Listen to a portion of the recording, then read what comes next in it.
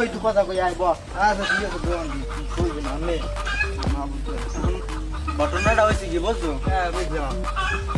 ওই তো এলাকার মানুষ সব দাওয়াত দিয়া লাইছিলেন, দাওয়াত তো দিছি, আন গরু তো কি দূরের কথা, গরুর গায়ে হাতও ছোঁয়ান যায় না। তাই এখন কি করবেন আপনি? চান কি এখন কি করতেছেন?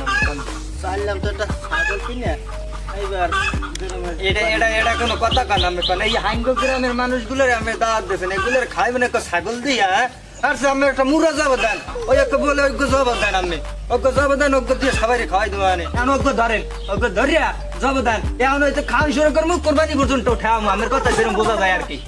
এবার মুই কি এই রুমের দাওয়াত দিছি? মুই কি কিরম দাওয়াত দিয়েছেন আপনি? তাই তুই বুঝবি না, দেখতে না, বুঝলাম না কিনে যদি সব খাওয়াই যে রুমের পারি তুই টুকরো এক টুকরো পারি, ভাই বুঝলাম না আমি করে ভাই আমি লাগে আমি থাকমু আনে দরকার আমি কি করবেন পারসা ঠেকছি আমি লাগে খাওয়া বেডি তো কথা থাকমু আনে, এটা কোনো ব্যাপার না, যে খাওয়ানো ব্যাপার আর মধ্যে মুই নাই, যেদিন ছাগলাই নিয়ে তুই আমি বাবা ঘরে যাবো কি আমি তারাই আমি থাকবো।